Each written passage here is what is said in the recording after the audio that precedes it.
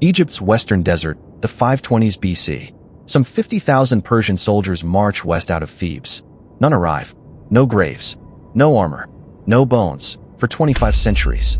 Then, in the wrong oasis entirely, archaeologists lifted out a king somebody erased. Thebes, Upper Egypt. The Persian king Cambyses II has just conquered the entire country. Then he splits his army. Herodotus writes that about 50,000 men were sent west, ordered to enslave a people called the Ammonians and burn the oracle of Zeus. They march out with guides and reach an oasis 7 days from Thebes. And there the record stops. Everything you have heard about what happened next comes from one man, writing roughly a century later. Tonight it goes on the board. 2 things to hold on to. First, in 2009, 2 men told the world they had found this army, and 11 days later, a government answered them. Second, there is exactly 1 sentence in that account that Herodotus states flatly, in his own voice, with no source attached. It is the load-bearing claim of this whole story. We open it at the end. Start with the order. The Greek says hos pente myriadus, about 50,000. Herodotus is estimating, not counting, and every standard translation keeps that hedge. It is one historian's round number, and almost no modern historian believes it. The published objection is practical. Long desert crossings work better with small caravans. The Iranian archaeologist Kamyar Abdi puts it harder. Cambyses took the whole of Egypt with 20 to 30,000 men. Why send 50,000 at one oasis? Then the target.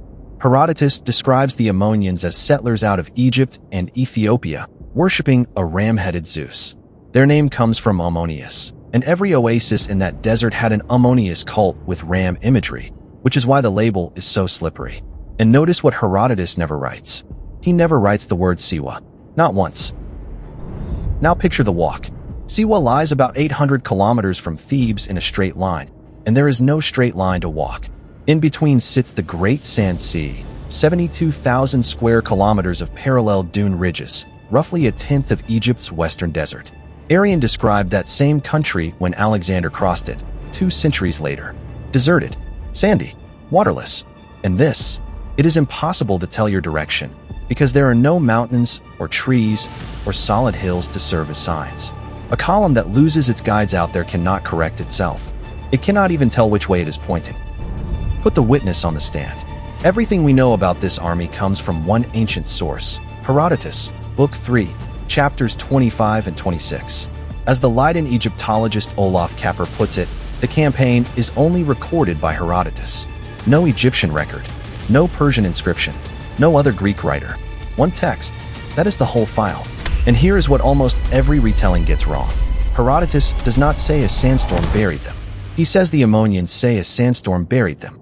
He opens with that attribution and closes with, such is the Ammonian tale about this army. In between he says plainly that after the oasis, nobody but the Ammonians and those who heard it from them can report anything. That is not a report. That is a historian marking hearsay as hearsay. And look at the ladder he builds. Reaching the oasis, he treats as established. Everything after it he hands to the Ammonians. The known part stops at the oasis. One more thing. He despises Cambyses. He calls the king senseless and mad in the same breath as the 50,000. And we can prove he got things wrong. He says Cambyses knifed the sacred Apis calf, a stela from Saqqara records that bull getting a proper burial at about 20 years old, not a calf. Most historians read that as refuting the charge. Herodotus can be badly wrong about this king, but that does not prove the army never marched. To cross a desert this size you need water, guides, and somebody who has walked it before. Pull up a chair, hit subscribe, and let's open this case file together. Before we look, deal with the mechanism. Can a sandstorm actually bury 50,000 people? The wind has a name. The Camseen, from the Arabic for 50, for the 50-day season it haunts. It gusts to 140 kilometers an hour, but an individual Camseen blows for hours, not days. It is a visibility event, a heat event. It is not a burial event. Theodore Monod spent his life in the Sahara. His verdict is still quoted in the scholarship, and it is not hedged. Quote, "Never, ever, has a sandstorm buried anyone." End quote. The peer-reviewed assessment agrees. Experienced Sahara travelers, it says, confirm that a sandstorm is highly unlikely to kill anyone. And then the line that undoes the legend. Quote, "People may die of thirst in the desert, but they will survive a sandstorm. End quote. That is not the same as harmless. Sandstorms do kill by suffocation, exposure, crashes in a whiteout. Not by burial, and never in tens of thousands. And burial out here is slow. The dunes creep, tens of centimeters a year, sometimes a few meters. And the same movement that buries one stretch can uncover another. Even if this desert had swallowed an army, it would have handed it back by now. 2 centuries of searching in the same way. 1820, Giovanni Belzoni reported he had found the remains of the army. He hadn't. Explorers went back in the 1930s. Nothing. Then, in 1983, it was done properly. $250,000. 6 months. Harvard and the National Geographic Society among the backers, with ground-penetrating radar. Fully permitted, and it found nothing. They found 500 burial mounds, no artifacts, and bone fragments reported as dating 1,000 years too early. The literature records that whole expedition in 5 words. A fruitless and unpublished search. Now tell somebody this next bit. Every one of those searches assumed Siwa. Why Siwa? Because 2 centuries after Cambyses, Alexander the Great crossed that desert to that same oracle and came out, by the tradition, hailed as the son of a god.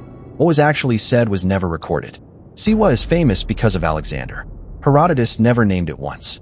And then, November 2009, Angelo and Alfredo Castiglione told the world they had found it. Bones, bronze weapons, a silver bracelet. 11 days later, Egypt answered. Egypt's head of antiquities, Zahi Hawass, called the reports, quote, unfounded and misleading. And then this, quote, the Castiglione brothers have not been granted permission by the SCA to excavate in Egypt, so anything they claim to find is not to be believed. End quote. It was never submitted to a journal. It was presented in a film and has still never been peer-reviewed. And the leading academic study of this army goes through those failed searches one by one and names each expedition. The Castigliones are not mentioned. Not once. Be fair to them, though. In 1989, these same men found a lost gold city in Nubia, a find the Egyptologist Jean Vercutter said would rank among modern archaeology's important discoveries. One claim failing does not erase the other. So if not the sand, then what? 2014. At Amhida, in Egypt's Dakhla Oasis. The wrong oasis entirely. A New York University team lifted blocks from a temple gateway carved with the titles of a forgotten king. An Egyptian rebel called Petrobastus. And he had been erased. The king lists on the Demotic Chronicle records Amasis, then Cambyses, then Darius, and simply skips him. In Darius's own inscription at Byzantium, the Egyptian revolt is the one rebellion whose leader is never named and whose defeat is never recorded, a silent specialists call unique in the monument. And traces of ritual oil still cling to those stones. The doorway was in use for years. A rebel who builds a temple is not a bandit. He is running a country. That much is established. Here is the part that is argued. Olaf Kapper's proposal is that the army was never aimed at Siwa at all. It was sent against this man and lost. In his published words, since none of the soldiers are said to have returned, we must conclude that the army was defeated. And, quote, the shameful event was modified in public memory into the result of an unfortunate sandstorm. End quote. The route fits. Thebes is a strange place to start for Siwa, and 7 days lands you almost exactly at Kurgah. And only Dakhla sits at the 10 days Herodotus gives for the Ammonians. And Herodotus has form. Elsewhere he blames an Assyrian retreat on mice that ate the army's weapons. Nobody believes the mice. Verdict time. Open the sentence we sealed at the start. In those 2 chapters there is exactly one claim Herodotus makes flatly, in his own voice, with nobody to hand it to. They neither reached the Ammonians, nor came back. That is the load-bearing claim of this whole story, and notice what it does not say. It does not say sand. It does not say where. It never promises anything could be found. Now put it on the board. 1. No confirmed remains of this army have ever been authenticated by any archaeological authority, anywhere. That part is settled. 2. The 2009 claim was rejected by Egypt and never peer-reviewed. Debunked. 3. The sandstorm, as a mechanism, does not work, and both camps of specialists agree. 4. The leading explanation is Kapper's, a military defeat, remembered afterwards as weather. Leading, not proven. The specialist closest to that rebellion, Yuzum Wijisma, is hesitant to connect the sandstorm story to a battle at all. That chronology is open. So here is the honest verdict, and this channel does not fake endings. The sandstorm is almost certainly not what happened. The best explanation we have is a defeat somebody preferred to forget, and where these men died has never been confirmed. The mystery narrows. It does not close. So what is actually lost out there? Maybe not 50,000 men. That number was a Greek estimate, and the scholarship calls it excessively high. What is genuinely lost is smaller and stranger. A king who held an oasis, raised a doorway in stone, and was scrubbed out of his own country's king list so completely that historians argued over whether he existed at all. And a column of men who walked west out of Thebes on somebody's order and became a sentence. Herodotus's own last word on them was not a fact. It was a shrug, such as the Ammonian tale about this army. If you think a mystery deserves evidence, not just a good story, you're one of us. So tell me below, in one word, buried or erased, and subscribe to Vanished. Case file 11 is open.